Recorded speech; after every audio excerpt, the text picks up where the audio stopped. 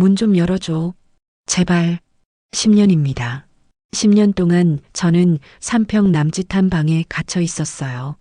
아무도 제 목소리를 듣지 못했습니다. 아니, 들으려 하지 않았죠. 저를 가둔 사람은 낯선 범죄자가 아니었습니다. 바로 제 아들이었어요. 제가 평생 모든 걸 바쳤던 제 재산 150억을 물려주려 했던 그 아들 말입니다. 하루 한 끼의 식사, 양동이, 화장실, 그리고 끝없는 폭력. 75세 노인을 10년 동안 감금하고 학대한 이유가 뭘까요? 답은 간단했습니다. 돈이었어요. 하지만 제 이야기는 여기서 끝나지 않습니다. 극적으로 구출된 후 저는 50억의 보상금을 받았고 그 돈으로 제 아들에게 상상도 못할 복수를 했습니다. 지금부터 들려드릴 이야기는 한 여성이 지옥에서 살아남아 악마가 된 아들을 심판한 이야기입니다. 사연 시작합니다. 제 이름은 박순자입니다. 올해 75세가 됐어요.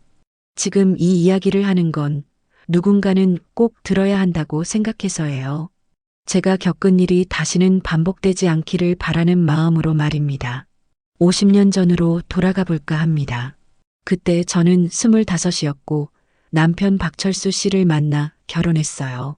우리는 아무것도 없었습니다. 단칸방에서 시작했죠. 남편은 부동산 중개업을 시작했고 저는 그 옆에서 장부를 정리하고 계약서를 검토했어요. 밤늦게까지 일했습니다. 젊었으니까 가능했던 일이에요. 10년이 지나자 우리는 작은 빌딩 하나를 살 수 있었습니다.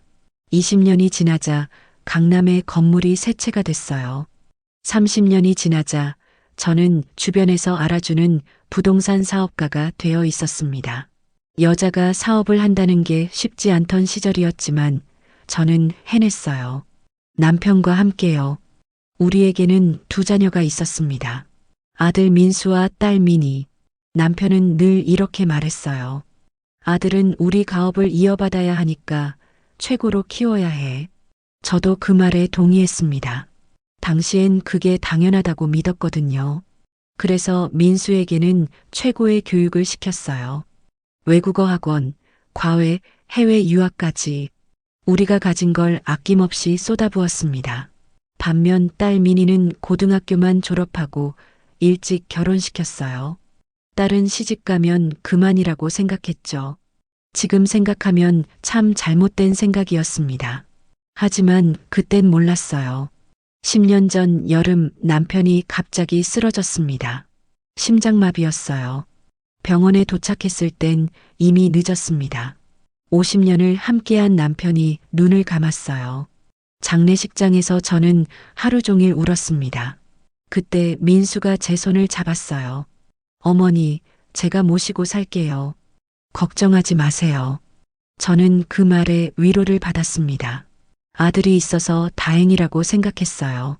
딸 미니는 시댁 눈치가 보인다며 장례식 이틀 만에 돌아갔고 그 이후로는 명절에나 연락이 왔습니다. 민수는 약속대로 저를 자신의 아파트로 모셨어요. 처음 1년은 괜찮았습니다. 함께 저녁을 먹고 가끔 외출도 했죠. 아들이 효자라고 생각했습니다. 제가 평생 바친 보람이 있다고 느꼈어요. 그런데 며느리가 들어온 후부터 달라지기 시작했습니다. 박은주라는 여자였어요. 처음엔 공손했습니다. 하지만 결혼 3개월이 지나자 태도가 변했죠. 어머님, 저희도 사생활이 필요해요. 방에 좀 계셔주시겠어요? 저는 며느리 말에 따랐습니다. 젊은 부부니까 그럴 수 있다고 생각했어요. 작은 방으로 들어갔죠. 아들은 아무 말도 하지 않았습니다. 엄마, 은주 말이 맞아요. 조금만 이해해 주세요. 그날부터였습니다. 저는 점점 방에서만 지내게 됐어요. 식사 시간에만 나가고 나머지 시간은 방 안에 있어야 했습니다. 외출도 어려워졌어요. 며느리가 싫어하니까 아들도 말리기 시작했거든요. 한 달쯤 지났을 때 민수가 제 방에 들어왔습니다. 어머니, 통장이랑 인감 좀 주세요. 왜 필요한데? 세금 문제 처리하려면 필요해요. 제가 관리하는 게 나아요. 어머니 연세에 복잡한 건 안 하시는 게 좋죠. 저는 망설였습니다. 하지만 아들을 믿었어요. 자식이니까요. 그래서 통장도, 인감도, 부동산 서류도 모두 넘겨줬습니다. 그게 시작이었어요. 며칠 후 제 방문에 자물쇠가 달렸습니다. 밖에서 잠글 수 있는 자물쇠였어요. 민수야, 이게 뭐니? 어머니 안전을 위해서예요. 요즘 치매 기운이 있으신 것 같아서 밤에 나가시면 위험하잖아요. 무슨 소리야, 나 멀쩡한데. 어머니, 자각이 없으신 거예요. 어제도 새벽에 문 여시려고 하셨잖아요. 그런 적 없었습니다. 저는 건강했고 기억도 또렷했어요. 하지만 아들은 제 말을 믿지 않았습니다. 그날 밤 자물쇠 소리가 찰칵하고 잠겼어요. 저는 문을 두드렸습니다. 민수야, 문 좀 열어줘. 대답이 없었습니다. 한참을 기다려도 아무도 오지 않았어요. 그때는 몰랐습니다. 이게 10년 지옥의 시작일 줄은요. 제가 사랑했던 아들이, 제가 모든 걸 바친 그 아들이 저를 가두고 감금할 줄은 꿈에도 몰랐습니다. 창밖으로 달빛이 비쳤어요. 저는 작은 창문 너머로 밤하늘을 바라봤습니다. 별이 몇 개 보였죠? 그때 알았어야 했어요. 이게 마지막으로 자유롭게 보는 하늘일지도 모른다는 걸요. 자물쇠가 잠긴 첫날 밤, 저는 잠을 이룰 수 없었습니다. 문을 두드려 봤어요. 소리쳐 봤습니다. 하지만 아무도 오지 않았어요. 새벽 3시쯤 됐을 때 저는 화장실이 급했습니다. 민수야, 민수야, 화장실 가야 돼. 문 좀 열어줘. 목이 쉬도록 소리쳤지만 대답이 없었어요. 1시간을 기다렸습니다. 2시간을 기다렸죠. 결국 참을 수 없었어요. 방 구석에 놓인 플라스틱 양동이에 볼일을 봐야 했습니다. 75세 노인이 평생 품위를 지키며 살아온 사업가가 양동이에 볼일을 보는 거예요. 그 순간의 수치심을 어떻게 표현해야 할까요? 눈물이 주르륵 흘러내렸습니다. 다음 날 아침 8시쯤 문이 열렸습니다. 민수가 무표정한 얼굴로 식판을 바닥에 내려놨어요. 식판에는 차가운 밥 한 공기와 김치 몇 조각이 전부였습니다. 민수야, 왜 이러는 거야? 엄마가 뭘 잘못했길래. 민수는 저를 내려다보더니 차갑게 말했어요. 엄마, 치매 있으신 거 아시죠? 밖에 나가시면 안 돼요. 위험하니까. 아니야, 나 멀쩡해. 치매 같은 거 없다고. 저는 민수의 팔을 붙잡았습니다. 제발 이 상황을 멈춰달라고, 다시 예전으로 돌아가자고 애원하려고요. 그런데 민수가 제 손을 확 뿌리치더니 거칠게 저를 밀어냈습니다. 나요. 귀찮게 하지 말고. 저는 균형을 잃고 뒤로 넘어졌어요. 엉덩방아를 찧었습니다. 75세 노인의 뼈는 약해요. 엉덩이와 허리가 욱신거렸습니다. 민수는 저를 일으켜 세우지도 않았어요. 그냥 돌아서서 나가버렸습니다. 민수야, 엄마 다쳤어. 대답이 없었습니다. 다시 자물쇠 소리가 찰칵 울렸어요. 저는 그 자리에 주저앉아 한참을 울었습니다. 엉덩이가 아픈 것보다 아들이 저를 밀쳐낸 그 순간이 더 아팠어요. 그날부터 제 삶은 지옥이 됐습니다. 식사는 하루 한 끼로 줄었어요. 그것도 차가운 밥에 김치나 된장 조금이 전부였습니다. 물도 하루 물컵 2잔만 줬어요. 저는 급격히 살이 빠지기 시작했습니다. 거울을 보니 광대뼈가 튀어나오고 눈이 푹 꺼져 있었어요. 일주일쯤 지났을 때 저는 방 안을 살펴봤습니다. 작은 창문이 하나 있었어요. 손가락 2개 정도 들어갈 틈인데 그 틈으로 복도가 희미하게 보였습니다. 어느 날 오후 복도를 지나가는 사람 소리가 들렸어요. 이웃 주민인 것 같았습니다. 저는 온 힘을 다해 소리쳤어요. 저기요. 도와주세요. 여기 사람 있어요. 제발 문 좀 열어주세요. 목이 터져라 외쳤습니다. 하지만 밖에서는 아무 반응이 없었어요. 나중에 알게 된 사실이지만 민수가 방에 이중 방음벽을 설치해 놨던 겁니다. 제 목소리는 밖으로 한 치도 새어나가지 못했어요. 한 달이 지났습니다. 저는 이제 제대로 걷지도 못했어요. 다리에 힘이 하나도 없었습니다. 영양실조 때문이었죠. 머리카락도 한 움큼씩 빠지기 시작했어요. 손톱은 갈라지고 잇몸에서는 피가 났습니다. 어느 날 민수가 두꺼운 서류 뭉치를 들고 들어왔습니다. 여기 도장 찍으세요. 이게 뭔데? 세금 내는 서류예요. 빨리 찍으세요. 바빠요. 저는 고개를 저었어요. 뭔가 이상했거든요. 서류를 읽어보려고 손을 뻗었습니다. 그런데 민수가 갑자기 제 손을 확 잡아채더니 서류를 빼앗았어요. 그러면서 저를 벽 쪽으로 거칠게 밀어버렸습니다. 자꾸 말 안 들으면 밥도 안 줘요. 저는 벽에 등을 부딪혔습니다. 아팠어요. 하지만 더 무서운 건 민수의 눈빛이었습니다. 제 아들의 눈에서 사람다움이 사라지고 있었어요. 알았어. 알았으니까. 찍을게. 저는 떨리는 손으로 도장을 찍었습니다. 눈물이 뚝뚝 떨어졌어요. 나중에 알았지만 그건 제 강남 빌딩을 헐값에 팔아넘기는 매매 계약서였습니다. 민수는 제 재산을 하나씩 빼돌리고 있었던 거예요. 3개월이 지났습니다. 저는 이제 완전히 망가졌어요. 몸무게는 20kg 넘게 빠졌습니다. 온몸에 멍이 들어 있었고 이는 흔들렸어요. 밀리거나 넘어질 때마다 생긴 타박상이 아물지도 않았습니다. 햇빛을 못 본 지 오래라 피부는 창백했습니다. 거울을 보면 해골 같은 제 모습이 보였어요. 가끔 민수 부인 은주가 방문을 열고 들여다봤습니다. 저는 마지막 희망을 걸고 애원했어요. 은주야, 제발 날 좀 도와줘. 응? 너도 엄마 있잖아. 은주는 비웃듯이 쿡 웃더니 말했습니다. 어머님, 가만히 계세요. 밖에 나가시면 진짜 위험해요. 제발 경찰이라도 불러줘. 즉, 정신 좀 차리세요. 그리고 문을 쾅 닫아버렸습니다. 그녀도 공범이었어요. 아니, 어쩌면 처음부터 이 계획을 같이 짠 건지도 몰라요.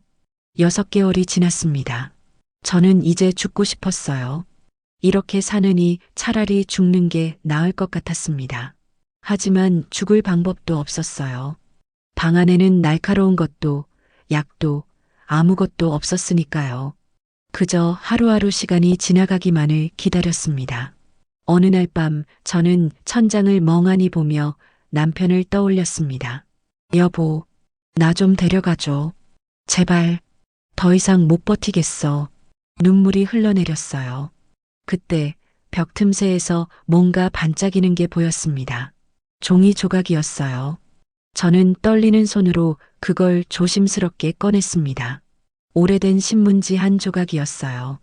날짜는 2년 전이었습니다. 글씨가 흐릿했지만 읽을 수 있었어요. 부동산 사업가 박순자 씨 실종, 딸 박민희 씨 경찰 신고, 민희가 저를 찾고 있었던 겁니다. 제가 차별했던 딸이, 일찍 시집 보낸 딸이 저를 찾고 있었어요. 가슴이 뜨거워졌습니다. 저는 그 신문 조각을 가슴에 꼭 안았습니다. 그리고 중얼거렸어요. 민희야, 엄마 여기 있어. 살아있어. 그날부터 저는 버텼습니다. 하루하루를 1시간 1시간을요. 언젠가는 민희가 저를 찾아낼 거라고, 이 지옥에서 나갈 수 있을 거라고 믿으면서요. 그 신문 조각 하나가 제 유일한 희망이 됐습니다. 7년이 흘렀습니다. 7년이요. 제가 이 방에 갇혀 산 시간입니다. 계절이 7번 바뀌는 동안 저는 이 3평짜리 방 안에서만 살았어요. 창문 틈으로 보이는 하늘 조각이 제 유일한 세상이었습니다. 어느 날 민수가 또 서류를 들고 들어왔어요. 이번엔 아주 두꺼운 서류 뭉치였습니다. 마지막이에요, 어머니. 여기만 도장 찍으면 이제 끝이에요. 마지막이라니. 무슨 뜻이야? 어머니 명의로 된 재산이 이제 하나도 안 남아요. 전부 제가 관리하게 되는 거죠. 민수는 태연하게 말했습니다. 마치 당연한 일을 설명하는 것처럼요. 그 순간 저는 깨달았어요. 아들이 저를 가둔 이유를요. 너, 재산 때문에 날 가둔 거구나. 어머니, 감상적으로 굴지 마세요. 어차피 어머니는 오래 못 사시잖아요. 미리 정리하는 게 나은 거예요. 민수야, 어떻게 그런 말을. 제가요? 저보고 뭐라 하시는 거예요? 평생 딸은 차별하고 저한테만 올인하신 분이 누구예요? 민수의 말이 가슴에 꽂혔습니다. 맞는 말이었어요. 제가 민희를 차별했고 민수만 최고로 키웠으니까요. 하지만 설마 이렇게까지 할 줄은 몰랐습니다. 그래도 이렇게까지는. 빨리 도장 찍으세요. 안 그러면 오늘 밥 없어요. 저는 힘없이 도장을 찍었습니다. 그리고 민수가 나간 후 벽에 머리를 기댔어요. 이제 정말 끝이구나 싶었습니다. 그날 밤 저는 처음으로 진지하게 죽음을 생각했어요.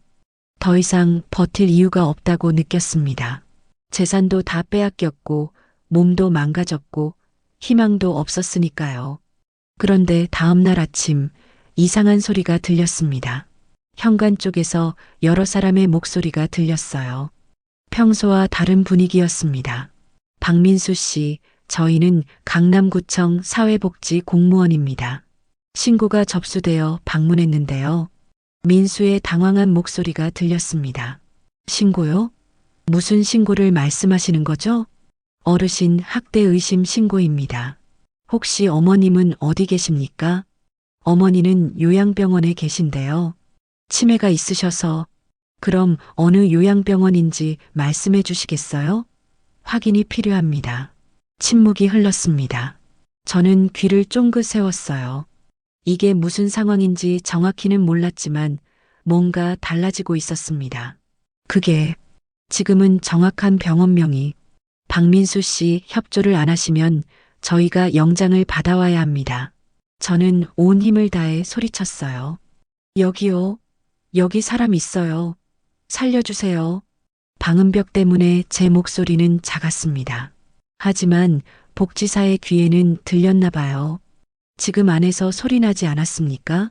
아, 그건 TV 소리일 거예요. 제가 틀어놓고 박민수 씨 집안을 확인하겠습니다. 영장은 여기 있습니다. 문이 열리는 소리가 들렸습니다. 여러 사람의 발소리가 복도로 들어왔어요. 그리고 제 방 앞에서 멈췄습니다. 이 방은 뭡니까? 왜 자물쇠가 걸려 있죠? 창고예요. 그냥 창고. 열어주십시오. 열쇠가 지금 어디 있는지 몰라서. 경찰 부르겠습니다.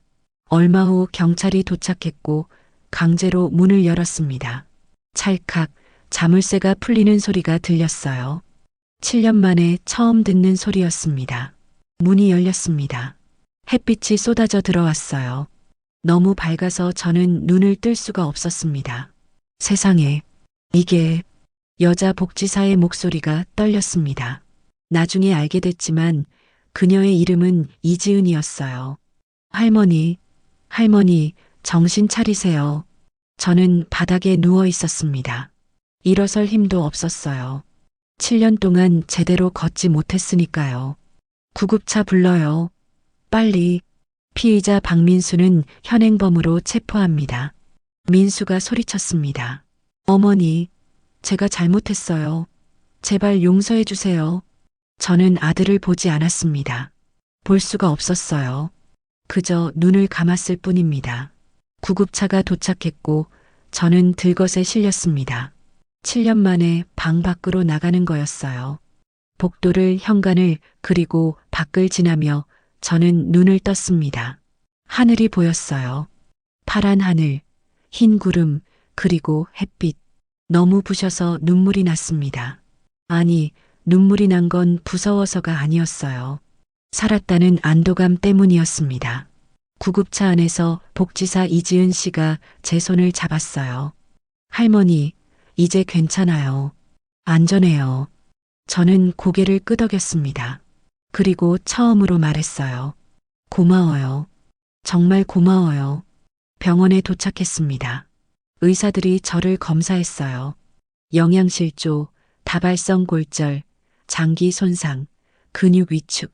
진단명이 끝도 없이 나왔습니다. 환자분 기적이에요.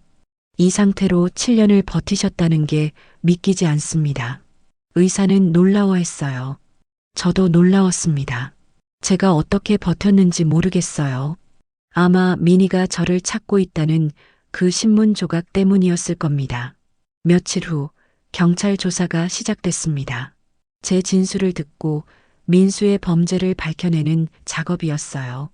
피해자 박순자 씨는 10년간 감금되었고 그 기간 동안 피의자 박민수는 어머니 명의 부동산 10억 원을 횡령했습니다. 검사는 차분하게 설명했습니다. 총 피해액은 150억 원 상당으로 추정됩니다. 150억? 제가 남편과 50년 동안 모은 재산이었어요. 그 모든 게 아들 손으로 넘어갔던 겁니다. 할머니 형사처벌과 별도로 민사소송도 진행하셔야 해요. 재산 환수와 손해배상을 청구하는 거죠. 변호사가 말했습니다. 하지만 저는 그때 재판보다 더 급한 게 있었어요. 미니, 우리 딸은 어디 있어요? 곧 오실 거예요, 할머니. 얼마 후 병실 문이 열렸습니다. 50대 여성이 숨을 헐떡이며 뛰어들어왔어요. 엄마, 미니였습니다. 제 딸 미니. 제가 차별했던, 일찍 시집 보냈던 바로 그 딸이었어요. 미니야. 미니는 저를 끌어안고 울었습니다. 저도 울었어요. 7년 동안 참았던 눈물이 터져 나왔습니다. 엄마, 미안해요. 제가 더 빨리 찾았어야 했는데. 아니야. 내가 나를 찾아줬잖아. 엄마, 이제 괜찮아요. 제가 지켜드릴게요. 그날 저는 깨달았습니다. 진짜 가족이 누구인지를요. 그리고 이제부터 무엇을 해야 하는지도 알았어요. 민수에게 제대로 된 복수를 해야 한다는 걸요. 병원에서 한 달을 보냈습니다. 의사들은 매일 검사를 했어요. 제 몸이 얼마나 망가졌는지 확인하는 작업이었죠. 결과는 참혹했습니다. 환자분, 척추가 여러 군데 손상됐어요. 그리고 골밀도가 심각하게 났습니다. 왼쪽 다리는 근육이 거의 위축됐고 걷기는 힘들 것 같습니다. 영양실조로 인한 장기 손상도 상당합니다. 의사의 말을 듣고 있자니 현실감이 없었어요. 한때는 건강하고 활기찬 사업가였는데 이제는 휠체어 신세가 된 거죠. 하지만 저는 살아 있었습니다. 그것만으로도 감사했어요. 미니는 매일 병원에 왔습니다. 제 손을 잡고 앉아 있었어요. 말이 없었지만 그 따뜻함이 느껴졌습니다.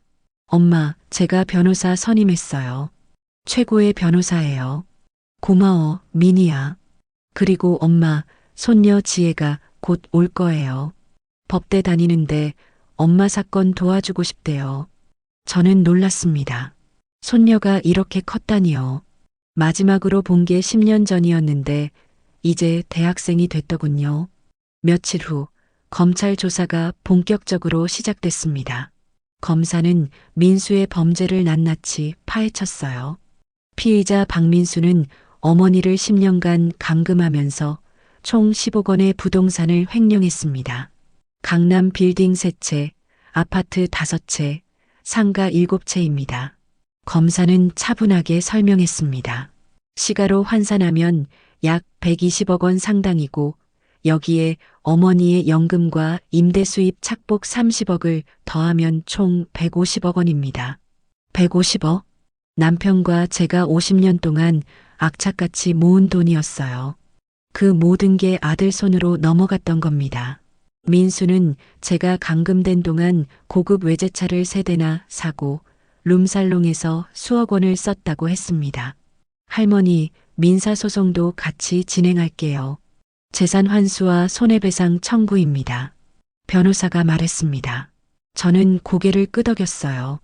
이제는 싸워야 한다고 생각했습니다. 재판이 시작됐습니다. 법정에 들어갈 때 저는 휠체어를 타고 있었어요. 방청객들이 저를 보며 수군거렸습니다. 민수는 피고인석에 앉아 있었어요. 제가 낳은 아들이 범죄자가 되어 있었습니다. 민수는 온갖 변명을 늘어놓았습니다. 어머니가 치매가 있으셔서 제가 돌보느라 어쩔 수 없이. 판사가 서늘하게 말했습니다. 피고인, 피해자는 치매 진단을 받은 적이 없습니다. 거짓 진술입니다. 저도 경제적으로 힘들어서 어쩔 수 없이 어머니 돈을. 검사가 서류를 들어보였습니다. 피고인은 피해자 재산으로 페라리 2대, 벤틀리 1대를 구입했고 강남 유흥업소에서 3년간 5억 원을 탕진했습니다. 방청석이 술렁였어요. 민수는 할 말을 잃었습니다. 증거는 명백했고 변명의 여지가 없었어요. 재판은 석 달 동안 이어졌습니다. 그동안 저는 재활치료를 받았어요. 휠체어에서 일어나는 연습을 했지만 걷기는 여전히 힘들었습니다. 의사는 평생 휠체어를 타야 할지도 모른다고 했어요. 드디어 1심 선고일이 왔습니다. 법정은 사람들로 가득 찼어요. 언론사 기자들도 많았습니다. 이 사건이 사회적으로 큰 이슈가 됐거든요. 판사가 선고문을 읽기 시작했습니다. 피고인 박민수는 실모를 10년간 감금하고 학대하며 총 150억 원 상당의 재산을 횡령한 사실이 명백히 인정됩니다. 이는 존속에 대한 학대이자 사기 및 횡령 범죄로 매우 중대한 범죄입니다. 따라서 피고인에게 징역 15년을 선고합니다. 방청석에서 탄성이 터져 나왔어요. 15년. 짧지 않은 형량이었습니다. 또한 피해자에게 재산 환수 및 정신적 신체적 손해배상금 총 50억 원을 지급할 것을 명합니다. 민수가 소리쳤습니다. 재판장님, 너무 가혹합니다. 항소하겠습니다. 하지만 판결은 확정됐어요. 민수는 항소했지만 2심에서도 같은 결과가 나왔습니다. 결국 형이 확정됐죠. 그날 밤 병실에서 이지은 복지사가 찾아왔습니다. 할머니, 50억이 곧 입금될 거예요. 이제 편히 지내실 수 있어요. 저는 창밖을 바라봤습니다. 밤하늘에 별이 총총했어요. 지은 씨, 아직 끝난 게 아니에요. 네, 무슨 말씀이세요? 민수에게. 진짜 복수는 이제 시작이에요. 이지은은 의아한 표정을 지었습니다. 하지만 저는 확신이 있었어요. 15년 형량과 50억 원으로는 부족했습니다. 민수가 제게서 빼앗은 10년 그 시간을 갚아야 했어요. 저는 마음속으로 다짐했습니다. 민수가 가장 아끼는 것, 가장 소중히 여기는 것을 찾아내서 빼앗겠다고요. 그게 진짜 복수라고 생각했습니다. 민수야, 기다려라. 내가 내게 한 것처럼 나도 내게 갚아줄 거야. 그날 밤 저는 처음으로 깊이 잠들었습니다. 복수의 계획이 머릿속에서 천천히 그려지고 있었어요. 이제 저는 더 이상 나약한 피해자가 아니었습니다. 살아남은 전사였죠. 미니가 아침에 병실로 들어왔을 때 저는 말했습니다. 미니야, 엄마가 이제 뭔가 할 거야. 엄마, 무슨 말씀이세요? 너는 나중에 알게 될 거야. 저는 미소를 지었습니다. 그 미소 속에는 결의가 담겨 있었어요. 6개월의 재활 치료가 끝났습니다. 저는 휠체어에 앉을 수 있게 됐어요. 걷지는 못했지만 상체는 많이 회복됐습니다. 의사는 기적이라고 했어요. 제 나이에 이 정도 회복된 것도 대단하다고요. 퇴원하는 날 이지은 복지사가 꽃다발을 들고 왔습니다. 할머니, 축하드려요. 드디어 퇴원이시네요. 지은 씨, 고마워요. 당신이 아니었으면 난 아직도. 그런 말씀 마세요. 제가 할 일을 한 거예요. 미니가 새 아파트를 마련해 줬습니다. 넓고 밝은 거실, 휠체어가 다닐 수 있는 넓은 복도, 그리고 무엇보다 햇빛이 가득한 곳이었어요. 창밖으로 한강이 보였습니다. 엄마, 여기서 편히 지내세요. 제가 매일 올게요. 미니야, 엄마가 너한테 너무 못했는데. 엄마, 이제 그런 말 하지 마세요. 앞만 보세요. 그날 밤 저는 창밖을 바라보며 생각에 잠겼습니다. 50억이 곧 계좌로 들어올 예정이었어요. 그 돈으로 무엇을 할 것인가? 저는 이미 계획을 세워두고 있었습니다. 다음 날 저는 이지은을 불렀습니다. 지은 씨, 부탁이 있어요. 말씀하세요, 할머니. 민수가 감옥에 있는 동안 그 사람이 가장 아끼는 게 뭔지 알아봐 주세요. 이지은은 의아한 표정을 지었지만 곧 조사에 나섰어요. 일주일 후 그녀가 돌아왔습니다. 할머니, 박민수에게 아들이 있어요. 박준혁, 15살입니다. 손자가, 나한테 손자가 있었구나. 저는 몰랐습니다. 제게 손자가 있다는 사실을요. 10년 동안 감금되어 있는 사이 민수는 결혼하고 아들을 낳았던 거예요. 그 아이는 지금 어디 있나요? 민수 부인이 이혼하고 떠나면서요. 준혁 군은 친척 집을 전전하고 있대요. 아무도 맡으려 하지 않는다고 합니다. 가슴이 아팠습니다. 죄 없는 아이가 아버지 때문에 고생하고 있다니요. 그 아이를 데려오세요. 네, 할머니, 그건 내 손자예요. 당연히 데려와야죠. 이지은은 놀란 표정이었지만 제 의지를 꺾을 수 없었습니다. 며칠 후 그녀는 준혁을 데려왔어요. 문이 열리고 마른 체구의 소년이 들어섰습니다. 교복이 해져 있었고 눈빛은 불안해 보였어요. 할머니, 준혁아, 어서 와. 준혁은 저를 보더니 눈물을 흘렸습니다. 할머니, 저는 아빠가 한 일 정말 미안해요. 내 잘못이 아니야, 준혁아. 저는 손자를 끌어안았습니다. 뼈만 앙상한 몸이 느껴졌어요. 제대로 먹지 못한 게 분명했습니다. 이제 여기서 할머니랑 살자. 정말요? 저 같은 애를. 너는 내 아빠가 아니야. 너는 너란다. 그날부터 준혁은 저와 함께 살게 됐습니다. 처음에는 어색했어요. 하지만 점차 마음을 열었습니다. 준혁은 착한 아이였어요. 학교에서는 전교 10등 안에 들 정도로 똑똑했고 집에서는 저를 열심히 돌봐줬습니다. 할머니, 제가 뭐 도와드릴 거 없어요?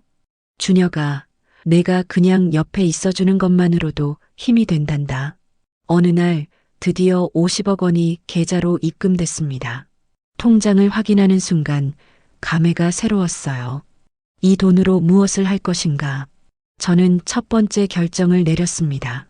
학대 피해 노인들을 위한 쉼터를 만드는 거예요. 지은 씨, 쉼터를 만들고 싶어요. 순자의 집이라는 이름으로요. 할머니, 정말 쉼터를 만드시는 거예요? 그래요. 나 같은 사람들이 또 있을 거예요. 그들을 도와야죠. 이지은은 감동한 표정으로 말했습니다. 제가 그 쉼터의 책임자가 되고 싶어요. 고마워요, 지은 씨. 두 번째 결정은 준혁이었습니다. 저는 준혁의 교육비를 전액 지원하기로 했어요. 최고의 학교, 최고의 선생님들을 붙여줬습니다. 할머니, 이렇게까지 안 하셔도 돼요. 준혁아, 너는 내 아빠와 달라. 좋은 사람이 될 수 있어. 할머니, 꼭 좋은 사람 될게요. 세 번째 결정은 민수에게 보낼 편지였습니다. 저는 천천히 편지를 썼어요. 민수야, 너는 내게서 10년을 빼앗아 갔다.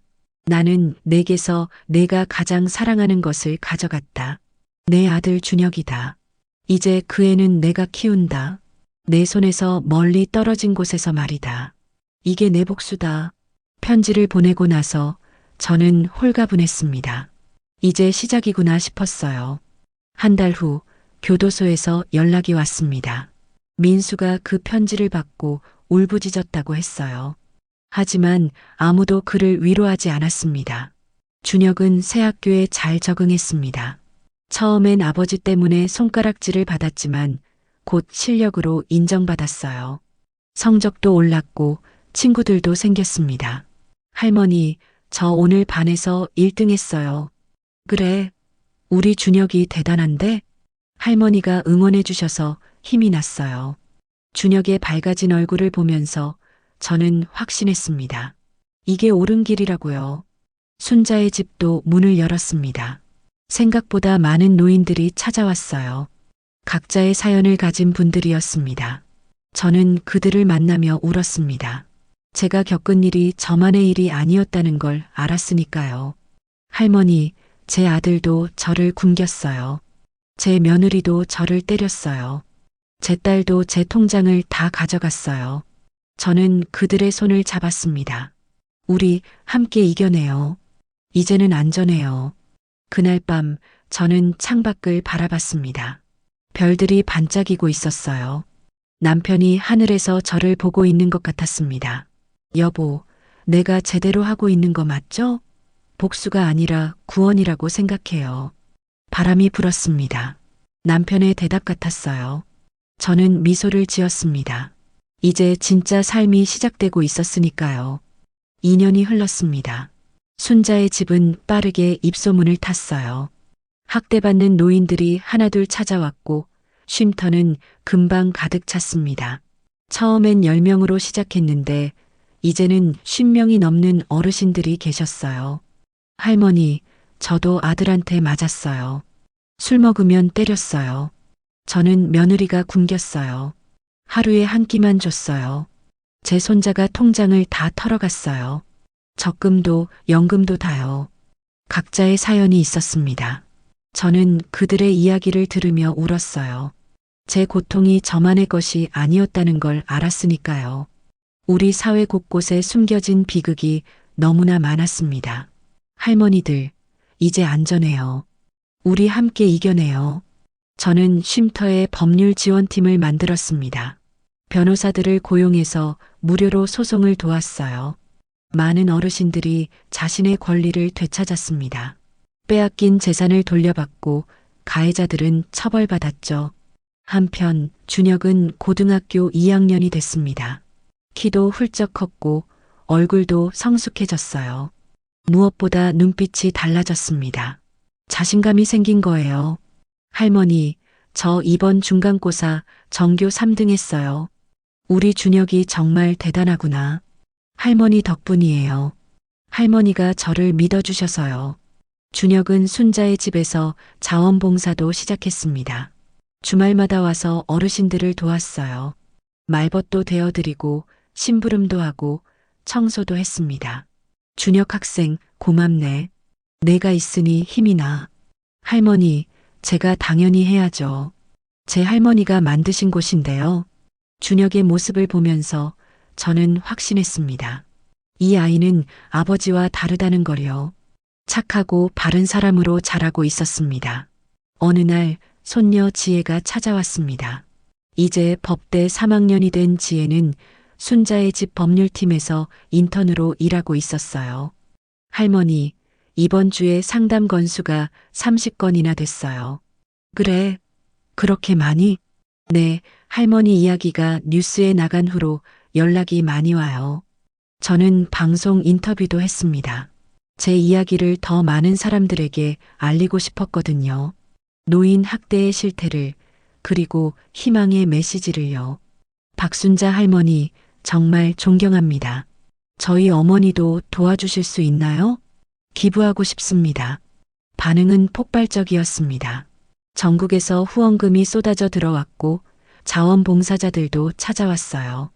순자의 집은 이제 사회적으로 인정받는 단체가 됐습니다. 국회의원도 저를 찾아왔습니다.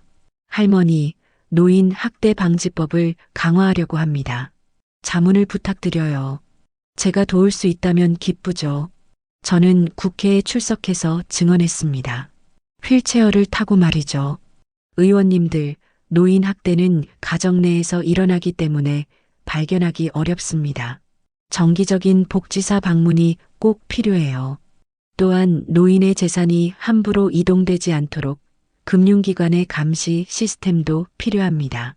제 제안은 받아들여졌고 박순자법이라는 이름으로 법안이 통과됐습니다. 그날 저는 기뻤어요. 제 고통이 헛되지 않았다는 걸 느꼈습니다. 하지만 제 마음 한편에는 아직 무언가가 남아 있었어요. 민수에 대한 감정이었습니다. 미움도 있었고 분노도 있었고 그리고 이상하게도 연민도 있었어요. 어느 날 저는 결심했습니다. 지은 씨, 민수를 면회 가야겠어요. 할머니, 정말 괜찮으세요? 네, 해야 할 말이 있어요. 일주일 후 저는 교도소에 갔습니다. 휠체어를 타고 면회실로 들어갔어요. 철창 너머로 민수가 나타났습니다. 야윈 얼굴에 수염이 자라 있었고 눈빛은 풀이 죽어 있었어요. 어머니, 민수야. 저는 차가운 표정으로 아들을 바라봤습니다. 준혁이가 잘 지내고 있더구나. 공부도 잘하고 착하고 정말 좋은 아이야. 민수의 눈에 눈물이 고였습니다. 어머니, 제발 준혁이를 돌려주세요. 돌려줘? 내가 나를 10년 가둔 것처럼 난 내 아들을 내 곁에 둘 거야. 어머니, 하지만 걱정 마. 난 너처럼 하지 않아. 준혁이를 사랑으로 키울 거니까. 민수는 울기 시작했습니다. 저는 천천히 말을 이었어요. 민수야, 이게 내 복수야. 내가 빼앗은 만큼 나도 빼앗는 거지. 하지만 난 내가 한 방식으로 하지 않아. 준혁이를 훌륭하게 키워서 내가 얼마나 형편없는 아버지였는지 보여줄 거야. 어머니, 제발 15년 후 내가 나오면 알게 될 거야. 준혁이가 얼마나 훌륭한 사람이 됐는지, 그리고 그건 내 덕분이 아니라는 것도. 저는 휠체어를 돌려 나왔습니다. 민수의 울부짖음이 뒤에서 들렸지만 저는 돌아보지 않았어요. 교도소를 나오며 저는 하늘을 올려다봤습니다. 구름 사이로 햇빛이 쏟아지고 있었죠. 여보, 내가 제대로 하고 있는 거 맞죠? 복수가 아니라 구원이라고 믿어요. 바람이 불었습니다. 남편이 답하는 것 같았어요.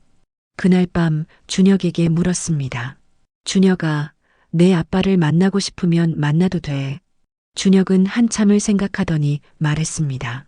할머니, 저는 아빠를 만나고 싶지 않아요. 하지만 아빠가 건강하기를 바라요. 그게 제 마음이에요. 저는 손자를 안아주었습니다. 준혁은 정말 착한 아이로 자라고 있었어요. 민수와는 완전히 다른 사람이었습니다. 그날 밤 저는 일기를 썼습니다. 복수는 미움으로 하는 게 아니구나. 사랑으로 하는 거였어. 준혁이를 사랑으로 키우는 것, 그게 민수에게 해줄 수 있는 최고의 복수야. 동시에 준혁이에게 해줄 수 있는 최고의 선물이고. 3년이 더 지났습니다. 저는 이제 83세가 됐어요. 세월이 참 빠르더군요. 하지만 이 3년은 제 인생에서 가장 의미 있는 시간이었습니다. 준혁이 드디어 서울대 법대에 합격했어요. 그것도 수석으로요. 합격 발표 날 준혁이 저를 안으며 울었습니다. 할머니, 제가 해냈어요. 그래, 우리 준혁이 정말 대단해. 할머니가 저를 믿어주셔서 가능했어요. 입학식 날 저는 휠체어를 타고 참석했습니다. 준혁이 신입생 대표로 선서를 하는 모습을 보면서 눈물이 났어요. 이 아이가 자신의 길을 찾았구나 싶었습니다. 손녀 지혜도 변호사 시험에 합격했습니다. 그리고 순자의 집 법률팀장이 됐어요. 이지은은 사회복지 공로상을 받았고 순자의 집은 전국 10개 집으로 확장됐습니다. 어느 봄날 저는 오랜만에 옛 동네를 지나가게 됐습니다. 미니가 운전하는 차 안에서 저는 창밖을 바라봤어요.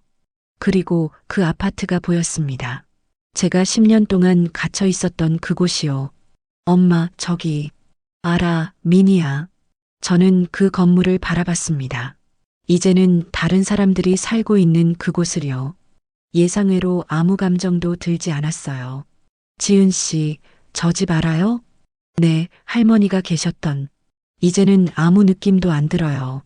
그냥 지나간 일일 뿐이에요. 정말이었습니다. 저는 그 지옥을 완전히 벗어났어요.